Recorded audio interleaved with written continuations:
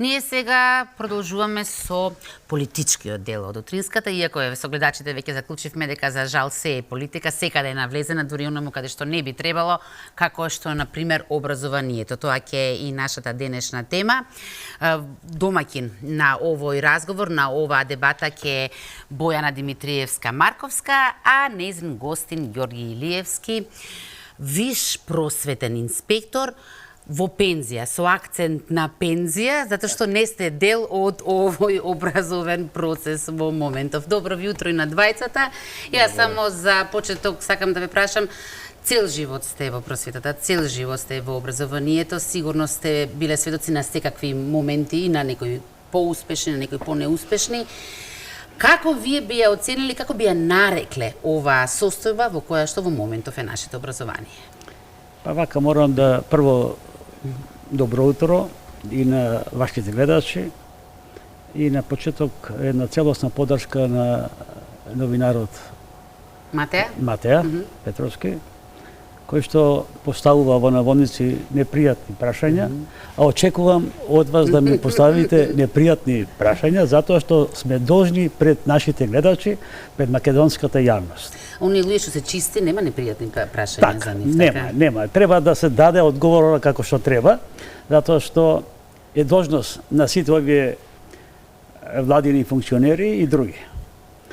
Јас 40 години сум во образованието, но ваква анархија, ваква несериозност, не дека немало и некои пропусти и така натака, и некои слабости, но секогаш има до 1 септември да има учебник. Значи, децата да имаат учебници. За секое дете. За секое дете. Значи, учебници да има, пропратни материјали, така да задоволство било кога ќе дојдело 1 септември со почеток, со веселба и така така. За разлика од сега, каде што имаме невидена дискриминација на децата, кои што знаат овие функционери да кажат се бориме за детските права, за се најдобро на детата. Напротив, се работи нешто што е спротивно од она што е најдобриот интерес на децата. Учебниците се само една од аномалиите на овој систем. Сигурна сум дека Бојана имаш уште многу прашања. Искрено најтрагично е тоа што никој во оваа држава не превзема одговорност за ниту една ваква ситуација, особено кога ваквите млади генерации буквално ги уништуваме. Добро утро и од мене до гледачите на Алфа, да ги поздравам сите оние кои не гледаат. И тука веќе колегите од зад камерата велат дека мора да повикаме реклами, па да продолжиме. Веднаш по реклами. Еве сме назад во студиото, уште едно подсетување пред рекламите веќе најавивме. Бојана Димитриевска-Марковска е денес водителка на овој дел, а Ѓорги Илиевски е нејзин гостин, виш просветен инспектор во пензија. Темата е веќе јасна, Бојана, повели. Така, образованието и политиката секаде ги има замешано прстите. Инспектор е средина на октомври, ние повторно немаме учебници, учебната година од вкупно 123 учебници, а започнавме без 43. Одговорност за хаосот во образовниот систем нема. Премиерот Ковачевски запрашан од новинарите дали ќе побарате одговорност од министерот Јетон Шакири за хаосот во образованието, рече дека нема што да бара одговорност и вината ја префрли на Националната комисија која ги одобрува учебниците и авторите. Како дојдовме до оваа фаза кога еден ваков крупен проблем во образованието, како што е ненавремена достава на учебници, не е доволна причина за вклучување на црвен аларм? Морам со жалење да констатирам ваков несериозен одговор од овој премиер ништо не ми изненадува. Тој одговорност бара кај вработените во Министерството за образование или во не знам што, не бара во првиот човек на Министерството за образование Јетон Шакири. Кој е виновен ако не е тој? Значи, тој е носителот на сите овие активности. Бидејќи лажат и Јетон Шакири и Ковачевски, а сето тоа е ради политика. Значи, ние имаме, за жал, политика во образованието. Немаме образовна политика. кога би имале образовна политика, овој Копук, не ради мајко, нема вака да зборува. Ова го говорам, бидејќи во повеќе наврати тој само брани. Не бил крив Битичи, биле непријатни прашањата, не бил крив Шачири, била Националната комисија и на тоа ќе одговорам. Одговорност немирно да сноси премиерот и сите како Јетон Шачири. Зошто го говорам ова? Врз основа на факти и аргументи. Владата на Република Македонија формираше Совет за унапредување на образованието и науката. Тој совет го води председателот на владата Димитар Ковачевски, кој ја сноси одговорноста. А во тој состав е министерот за образование Јетон Шачири, вице-премиерот Артан Груби, вице-премиерот за економски прашања Фатмир Битичи, кој што и него сега ќе му поставам ја него непријатни прашања, министерот за финансии Фатмир Бесими, педагошката служба, па има таму Бирото за развој на образованието, Државниот просветен инспекторат, Државниот испитен центар, Центарот за образование на возрастните, Агенцијата за квалитет на високото образование и така натака. Што направил овој совет? Прво, овие членови во тој совет што ги набројав, ниту Ковачевски, ниту Артан Груби, ниту Битичи, ниту Бесими и така натака, не се експерти од образованието. Тие се политиканти. Дури не знаат да водат ни политика во образованието, тие се едни политиканти, интриганти и сега вината ја барат во Националната комисија. Прво треба да знае Ковачевски. Да знае Ковачевски. Кога тој совет е состанат и кога ги анализирале работите и зошто е составен тој совет. Еве, го цитирам, зошто постои советот. МОН, согласно сеопфатните анализи за состојбите во основното, средното и високото образование и наука, ученичкиот и студентскиот стандард, со цел подобрување на квалитетот на образованието и науката, оптимизацијата во образованието за зајакнување на системите за евалуација и оценување, реформирање на наставните програми, со нивна поголема насоченост кон резултатите од учење, подобра ориентираност кон потребите на пазарот на трудот, како и програмите за во високото образование да ги осликуваат потребите на пазарот на трудот. Овој совет за унапредување на образованието и науката, кој што го води премиерот Димитар Ковачевски, нека одговори јавно пред македонската јавност. Прашање е дали воопшто се состанало овој совет и дали воопшто разговарале за проблемот со немањето учебници. Јас поставам прашање јавно пред македонската јавност. Тие се должни тоа да одговорат, не да се кријат. И не да кажуваат дека сега Илиевски кажува непријатни. Да, кога се состанале? Кога е расправано за економскиот дел на образованието? Кога е расправано за критиките кои што ги доби македонското образование од страна на ОСЦД, Европската унија и од УНИЦЕФ? Значи, кога се состанале? Кога се состанала Агенцијата за квалитет на високото образование? И како не му е страм да ја лаже македонската јавност и да не подценува нас, македонските граѓани во оваа држава наша, Република Македонија. Јас сум тука навреден. Навредени се сите интелектуалци каде што не навредува. Не бил крив министерот Шачири. Па кој е виновен? Националната комисија прво треба да знае, а не знае, поима нема од образованието и се чудам ваквите како Битичи, како Артан Груби и така натака. А треба да му објаснат овие што се за квалитет, Бирото за развој на образованието. Бирото за развој на образованието ги има изготвено наставните планови програми и се доставени до педагошката служба. До педагошката служба се доставени. А педагошката служба благовремено не ги добила или ги добила наставните планови програми и тие треба да се дадат на печатење. Во овие рамки, каде е тој совет, каде е тој министер да одговори зошто каснат, Зошто министер за образование ветуваше дека ќе има од 1 септември, па кажа дека ќе има до крајот на октомври, сега сме веќе 15, односно 16 октомври. Месец и пол. Уште малце, значи уште 15 дена доаѓа првото тромесечие. Децата немаат учебници на 30-40%. Која е таа лага?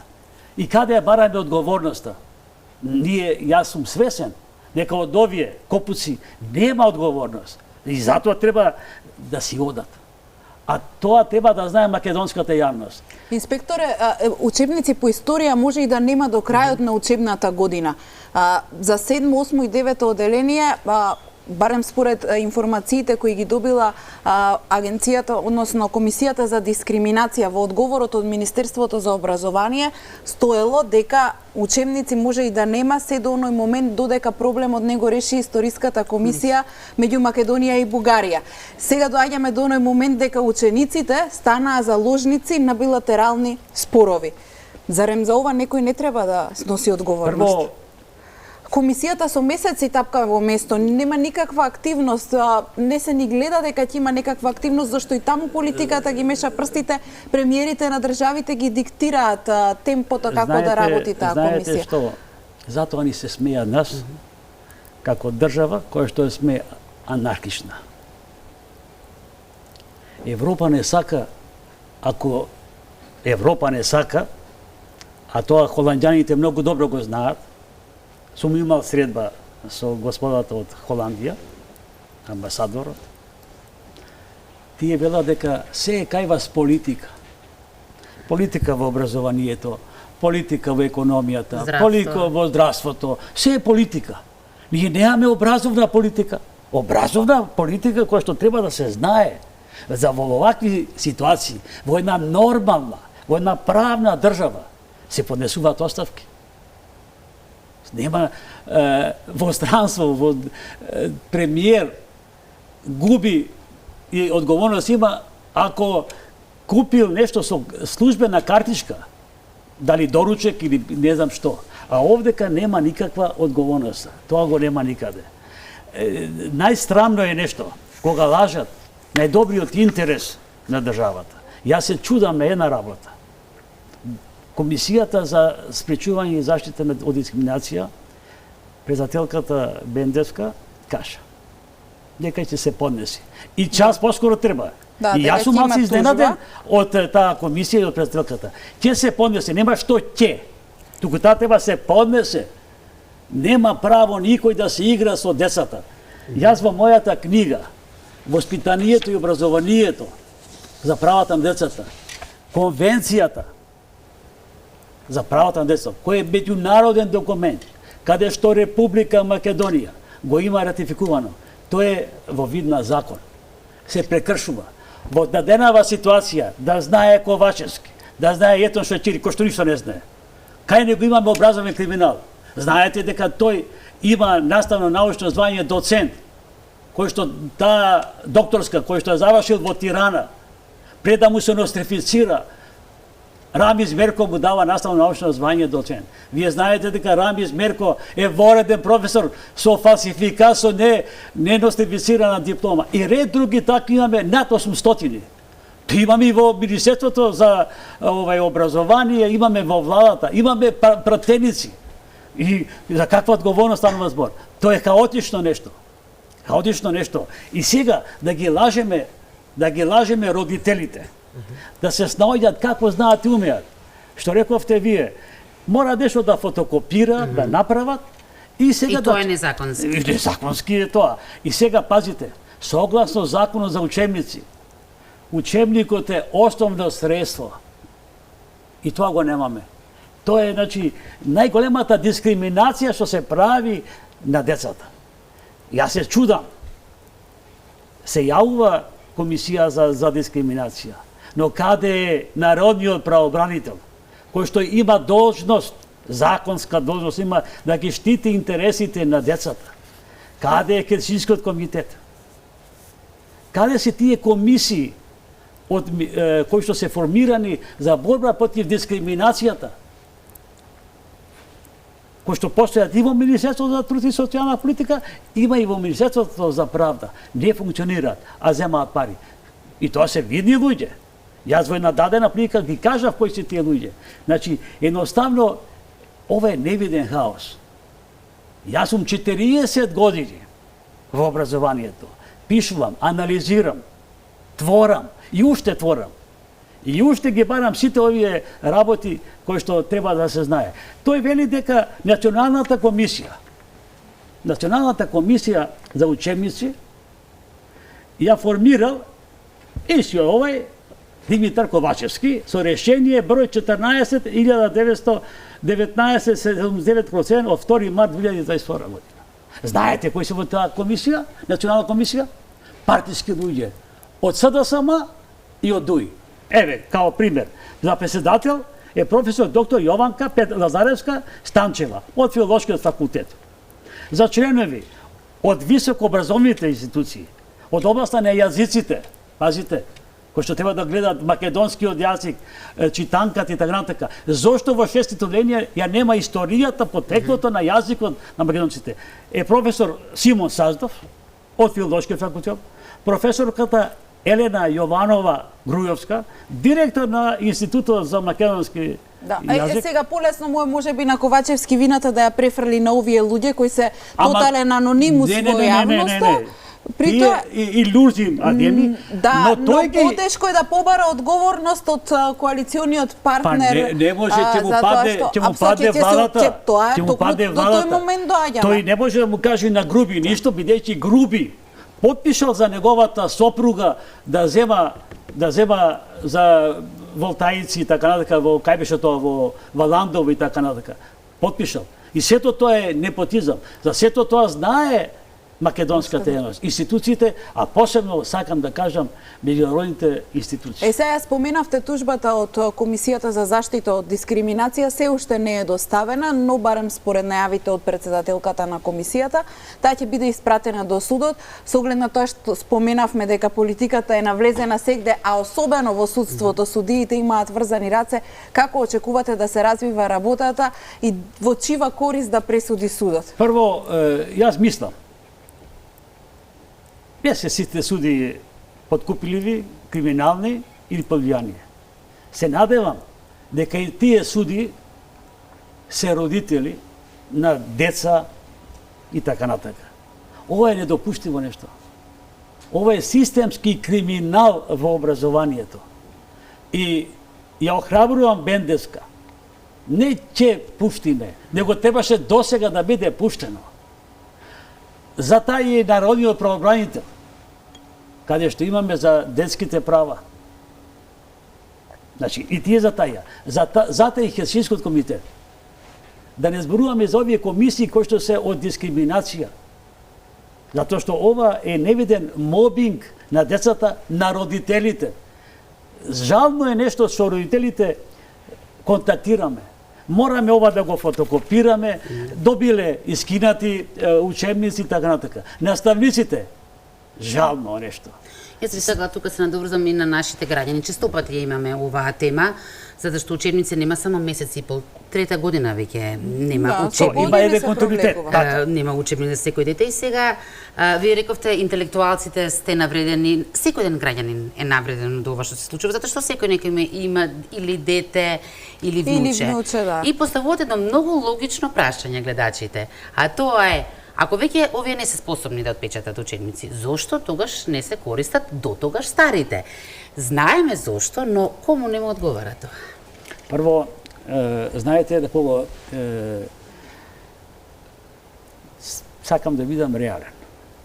И ексклузивно сакам да кажам пред оваа телевизија која што ја почитувам и ја ценам.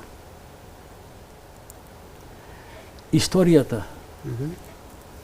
како учебник нема да биде, се додека Ковачевски, Марич, Османи не делуваат и не работат. Затоа што јасно е кои биле во Втората светска војна бугарските фашисти. Не биле администратори тука, туку биле фашисти. Да. А интенцијата сега на властите е да се извитопери Да се вистината. изветопери, Да. еве да се стават некако бугарите и така натака. И да се стават бугарите. Европската унија нема да има проширување затоа што ни владе невидена криминал и корупција и непотизам. И сега се вади владата со ваквите притисоци на комисијата. И комисијата за историски образовни прашања треба да излезе и да проговори отворено. Да проговори отворено. Дали ќе се менува нешто од историјата и овие луѓе да си поднесат неотповикливи оставки од таа комисија. Да, но и таму има политички притисоци врз членовите Да, од комисијата имаше- и тешко дека ќе проговорат Да. тие исто и тие ја префрлаат топката и не одговараат на повиците од новинарите, затоа и со месеци не работат и повторно тука доаѓаме дека безбедните фотели се побитни од образованието и вложувањето во оние во кои треба најмногу да вложиме, а тоа се младите почитувана генерации. новинарка. Животот е нешто што треба да имаш достоинство, да имаш почит, чест. Ќе се откријат и тие пари колку што зеле, ако мислат дека со тоа ќе се збогатат. Но македонската јавност, македонскиот народ нема да заборави. Ќе се бара одговорности за сите работи. Час поскоро ќе има промена на власта и ќе има. Затоа што ова е неподносливо нешто. Отворено се краде. Отворено влегуваме во економски, социјален, образовен хаос. Во секој сегмент. Да не зборуваме и за пензионерите и така натака. Ако сум пензионер, јас не можам да се помирам со фактот дека од нова година тие копуци, функционери, ќе земаат по 300 до 500 евра плюс од тие 78%. А обичниот граѓанин ќе А живее јас со како 300 евра инспектор, месец. како во наши пензија, пари. добивам илјадарка. Илјадарка. Ево ќе ма дам та илјадарка, нека оди нека пазарува. Стажно и иронично, Мене тука е ми е крајот. многу жал што време морам да ја имавме, расипам оваа дискусија. Привршуваме веќе кон крајот сме на емисијата. Гледам дека не го напуштивте студиото. Што значи дали е до коректноста на прашањата или пак како што вели на реклама за пијалок потребен е карактер. Можеби. Така е. Да. Треба да имате карактер, треба да имате достоинство и треба, ако сте реален и чесен, Нема што да криете. нема криење, на секое прашање на новинарот. Новинарите се совеста на едно Врската општество, помеѓу народот, на да. едно Има општество. една поговорка, нема лошо прашање, има само лош одговор. Така е, токму така. И на 20 многу ви благодарам, се гледаме во благодарам. друга прилика.